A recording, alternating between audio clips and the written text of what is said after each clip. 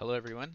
My name is Jose Sanchez, and this is one of my videos for my pop culture project.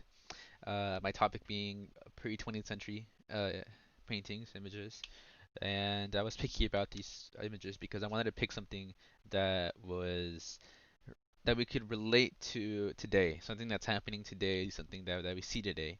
And so let's get going. So with my with my first image here.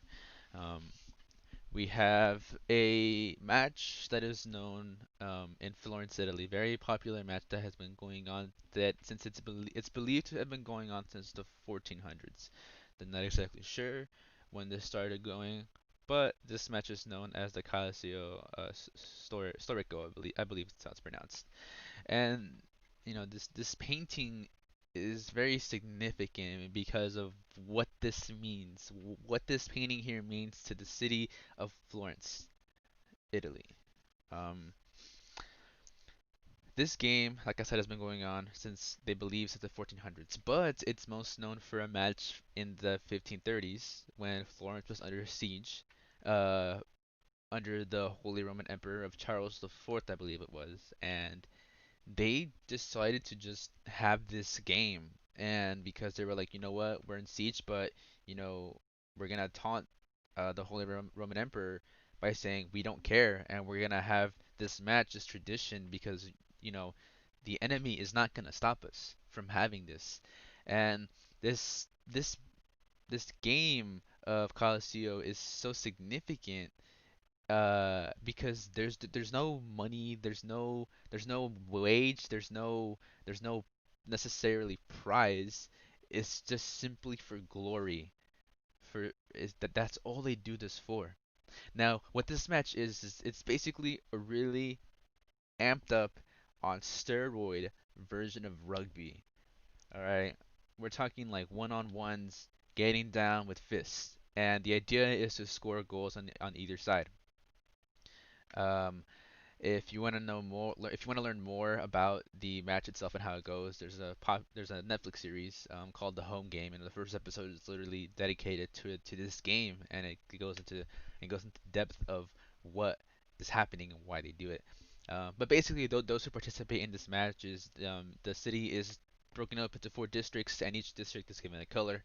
And here we have red and green, and so those colors would represent a district, and in this case, green represents San Giovanni, and red represents, I believe, it's Santa Maria.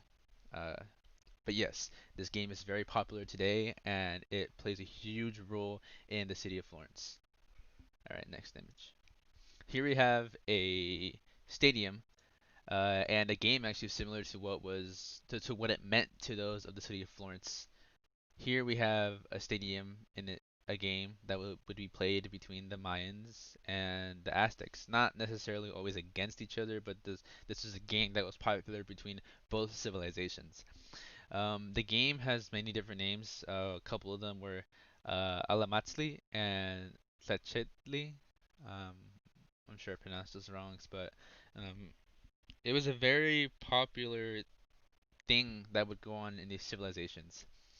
These stadiums were built around uh, structures of shrines that were important to society.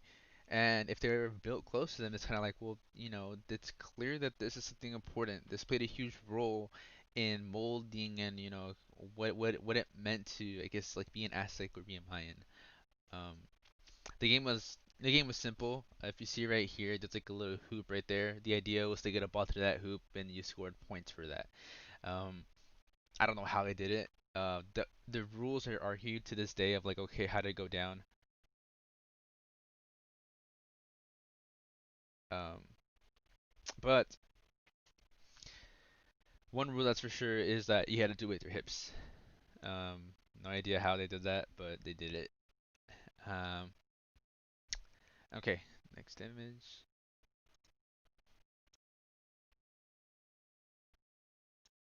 Okay, now aside ignoring the stick and everything around it, because we know where this is. This is Las Vegas, you know.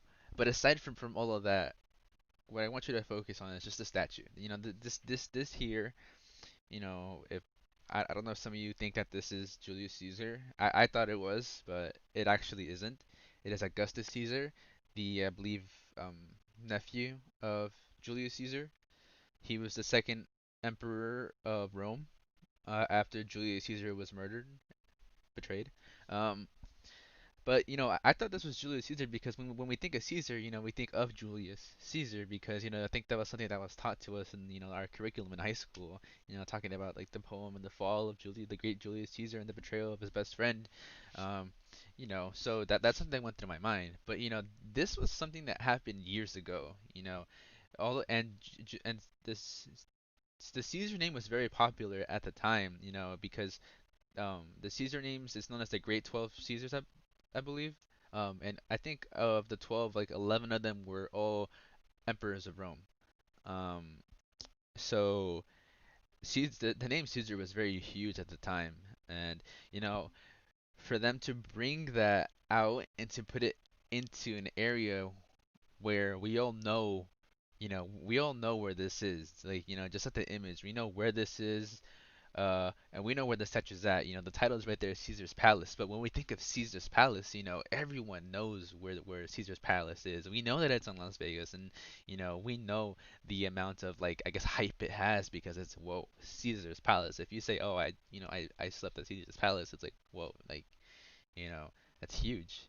Uh, but yeah, and then with the next image, this next image is my favorite one pertaining to this project. Here we have The Last Supper, and it's painted by the great Leonardo da Vinci. Um, Now, the painting was uh, it has a lot of value, and for many different reasons. Leonardo da Vinci alone was very well known, and the style the style that he used for this it's known as linear perspective. So basically, what that means is like he used lines to create depth in a 2D image. So that's why it looks like there's like area behind them and it's narrowing down. One interesting thing about the painting actually is that scholars believe that, well, I think it's confirmed that the table's too long for the room. Um, so I thought that was interesting. But there's a lot of difference. There's a lot of significance going with this painting. It was huge at the time when it was created. It took Leonardo a while to complete the painting. His style was always to just start something, not finish it, and then just take his time with those things. Uh, but as far as the image goes, the idea behind it is like this isn't a snapshot of what happened at that time. This is more like a representation of moments. So the idea behind this is that this is when Jesus uh, states that he will be betrayed by one of his apostles, and everyone is shocked, and everyone's like, whoa, like right here we have, I believe this is Philip.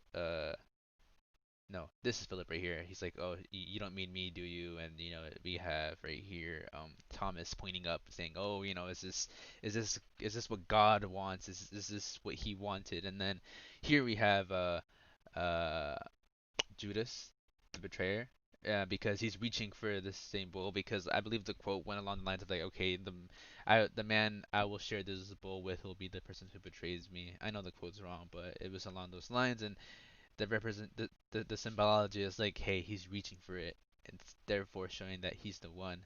Um, there's actually some more symbology going on here. Is right here we have Peter. He has a knife right here, and the it represents when he cut the ear off the soldier.